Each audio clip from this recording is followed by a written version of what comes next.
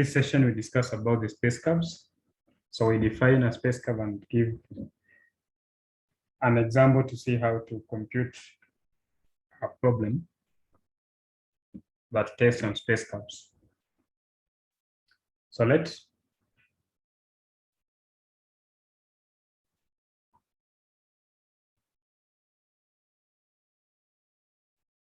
R of u be a point, be a vector.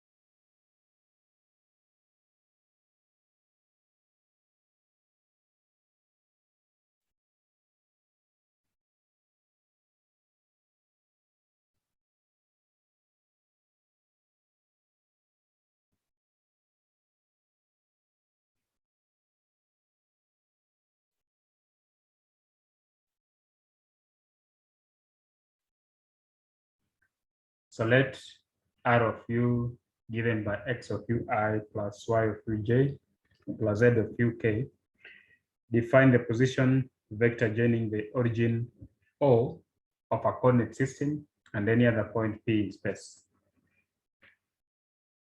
So as u changes,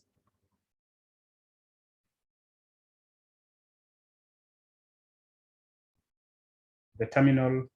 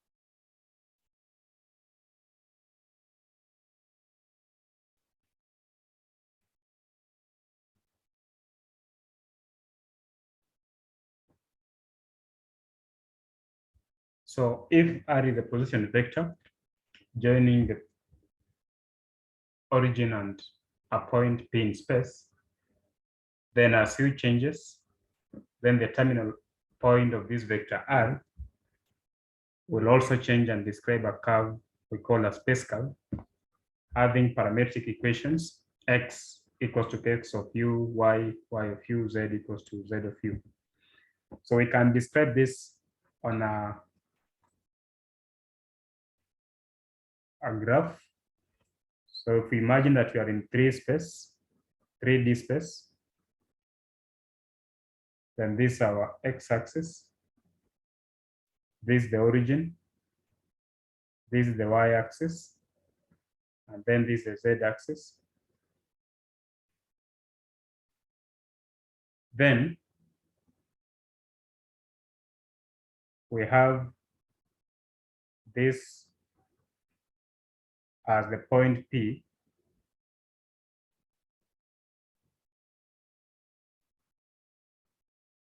which is in space. So we have as u changes, actually this point depending on the x, y, and z variable, but those variables are in terms of u. Then as the value of u changes, then the terminal end of this vector will also change and describe a curve.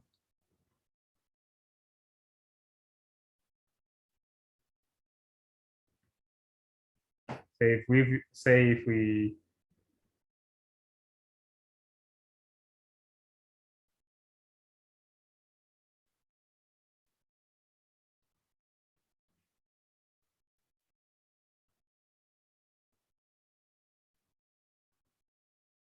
call this one R of u plus small change in u. And then so this is a vector R of u. So now as this terminal point of this vector R moves, then this is a kind of graph or the curve that is being defined in space, the so-called the space curve.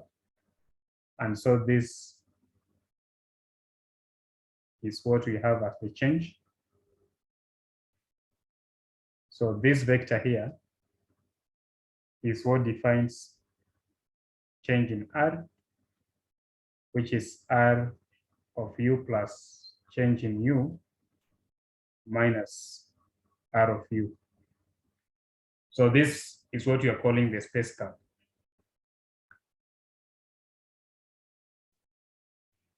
Now with the space curve, then we can define the derivative with respect to this variable u. Then the r du, or change in y over change in u, change in r over change in u will be given by r of u plus change in u minus r of u divided by change in u. This is a vector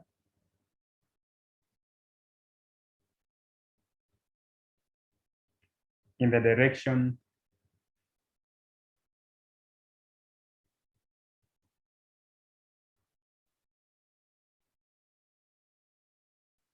of this change in r. So if limit as change in u approaches 0 of this change in r over change in u defines the r du exists,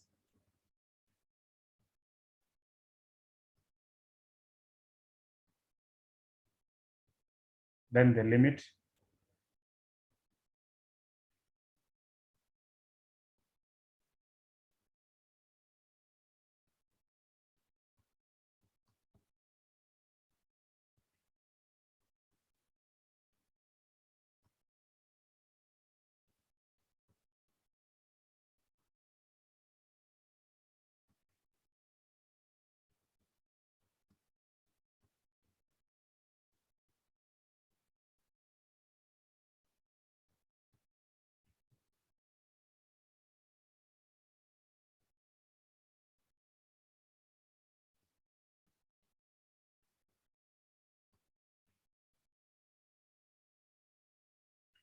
that the r du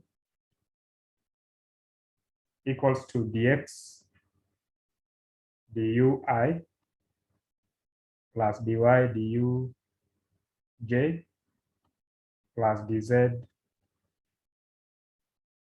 duk.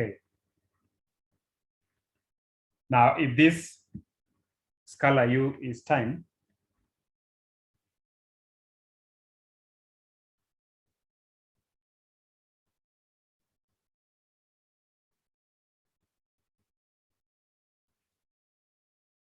then this dr du will be the same as dr dt.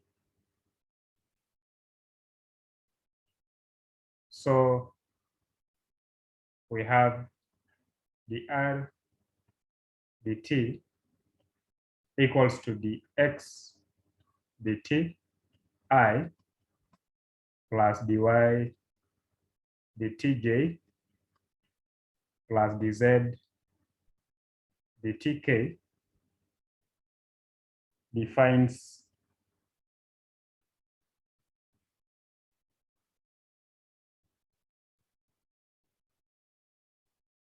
the velocity v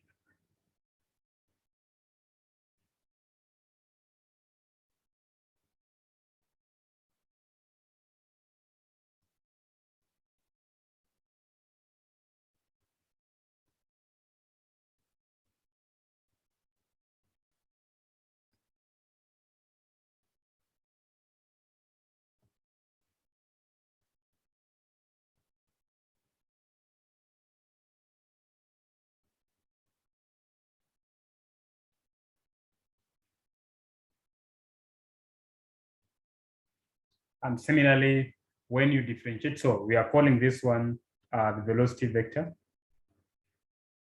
So similarly, if now we differentiate the velocity vector, we'll get the acceleration vector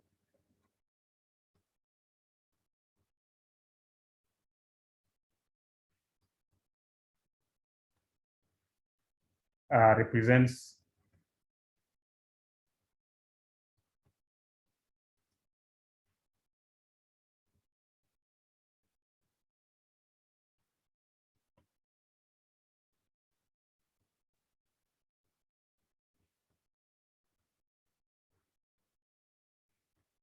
so that now describes the acceleration.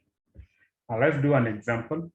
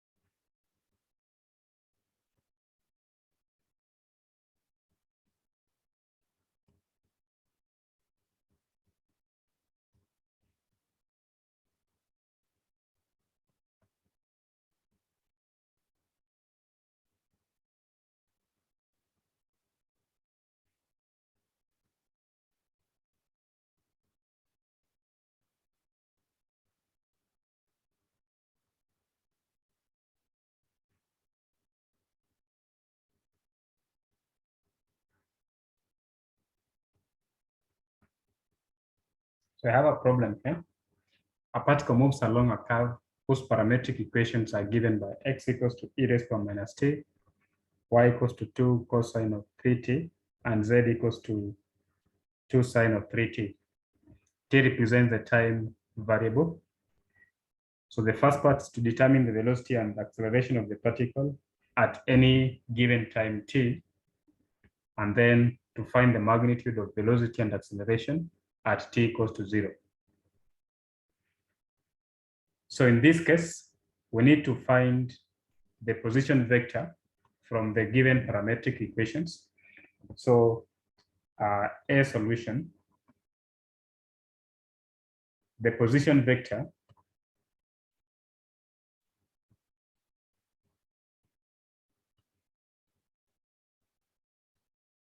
r of the particle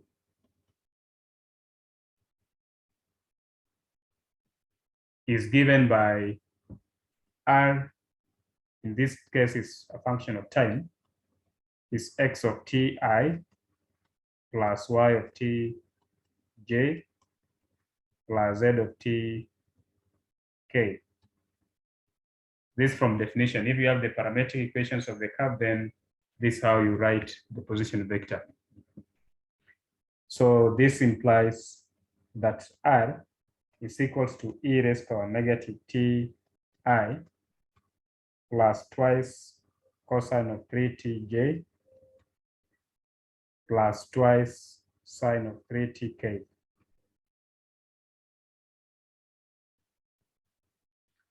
So if we have the position vector, then it's very easy to get the velocity and acceleration by just carrying out differentiation. So velocity is given by dr dt. Differentiating this, we get negative e raised to power negative ti plus this cosine will be negative.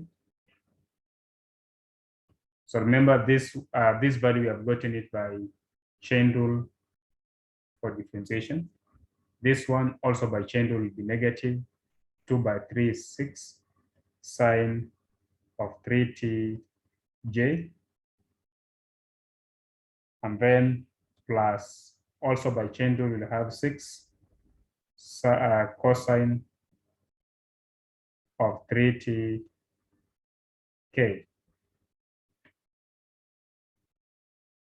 And then once we have the velocity vector, we can always find the acceleration vector.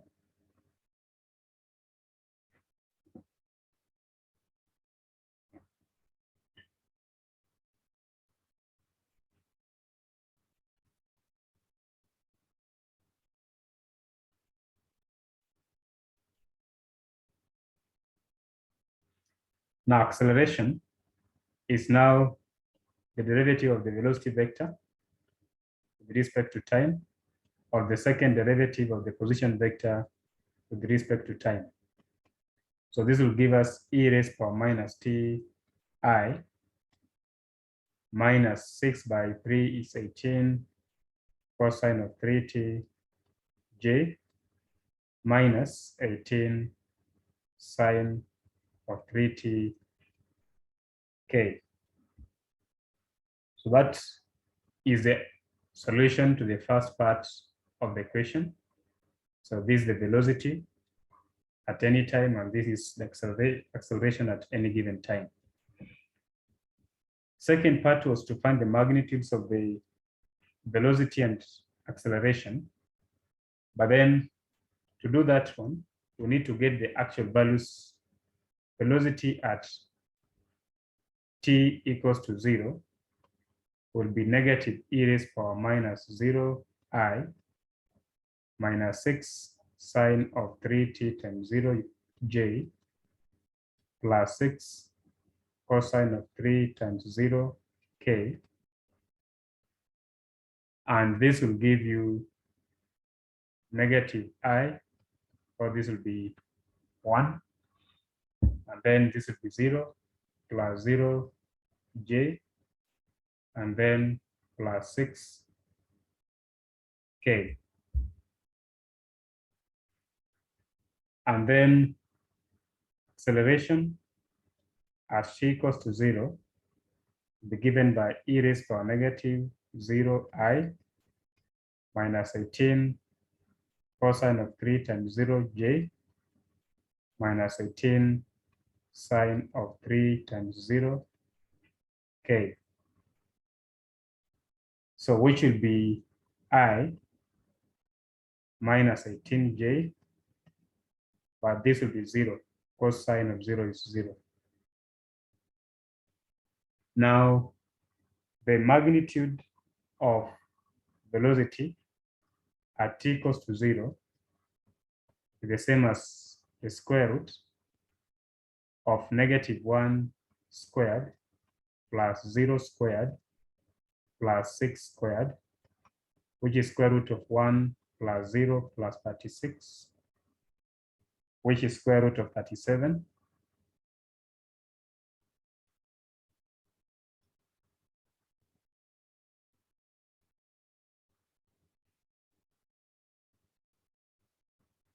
and then the magnitude of acceleration at t equals to 0 is the positive square root of 1 squared plus minus 18 squared plus 0 squared, which is square root of 1 plus 18 squared is 324 plus 0, which is square root of 325. So that is how we are supposed to solve that given problem. Thank you.